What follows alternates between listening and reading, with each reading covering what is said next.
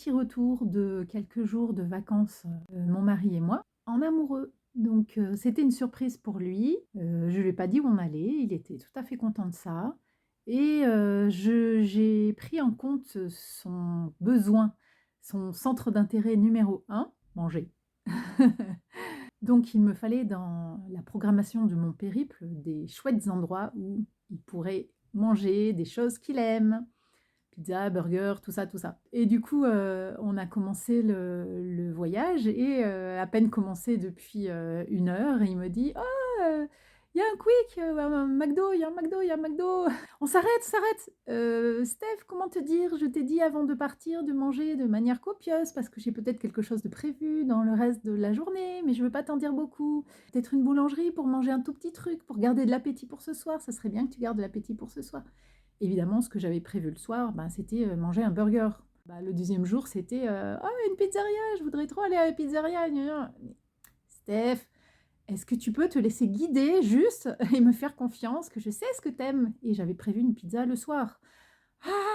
Donc c'était horripilant, j'en ai vraiment, plaisanté, j'ai rigolé et lui aussi il en a ri. Ces 3 jours, je les ai vraiment planifiés, pas tellement de place pour l'émergence et j'ai un peu regretté de me dire, «Finalement j'aurais dû faire 3 jours juste, savoir où on dort, mais avec l'émergence totale, il aurait peut-être été plus content». Le troisième jour, c'était le retour chez nous, en faisant un peu un détour, donc je me suis dit, «Ça va pas trop lui plaire», et puis voilà, j'ai commencé à sentir vraiment, un découragement qui commençait à arriver, de me dire, «Je sais pas si je vais arriver à le satisfaire». C'est là où j'ai commencé à sentir émotionnellement, et c'est ce que je voulais vous partager, un glissement vers une sorte de petit shutdown où, j'ai commencé à me sentir, en perte de confiance en moi, avec beaucoup de tristesse, des larmes qui venaient, et j'ai dit: «Ouh là».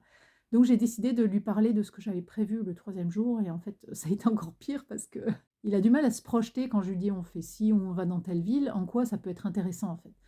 Et j'ai encore plus perdu les pédales et j'ai commencé à me mettre à pleurer, à me dire: «Bon, ce que j'ai prévu pour toi, ça allait pas du tout, j'aurais jamais dû faire comme ça», et voilà. Donc ce que je voulais vous partager, c'est, cette espèce de, comment dire? De particularité que peuvent avoir les personnes autistes. Elles peuvent être hypersensibles, et que, ben, le moindre truc qui va de travers dans ce qu'elles avaient prévu, c'est un peu, la fin du monde, quoi. Pour moi, c'était la fin du monde, et je remettais en question les 3 jours, juste parce que, bah, il aurait peut-être vu ça autrement, mais il m'a dit plusieurs fois que c'était génial et qu'il était très content. Donc j'ai du mal à entendre, «Je suis content et ça me plaît», si je sais que j'aurais pu faire mieux, en fait. Je pense qu'il y a une histoire de perfectionnisme aussi, tout doit être parfait, voilà. Et bah, l'hypersensibilité fait que, je suis partie en shutdown. Une personne qui n'est pas hypersensible va juste peut-être être un peu contrariée. C'est ce que j'explique souvent, entre la différence entre, ce que vivent les autistes et les non autistes. On peut vivre des choses communes, hein, la déception, tout ça, le fait d'avoir planifié que ça se passe pas comme on veut, mais une personne autiste hypersensible, ben, va se mettre à faire un shutdown, à plus parler, à se sentir mal, à pleurer, à avoir les larmes qui viennent à chaque fois, à plus pouvoir profiter, et c'est vraiment, ça peut paraître excessif. Je dis souvent que moi, j'ai l'impression d'être restée dans les émotions d'un enfant, en fait.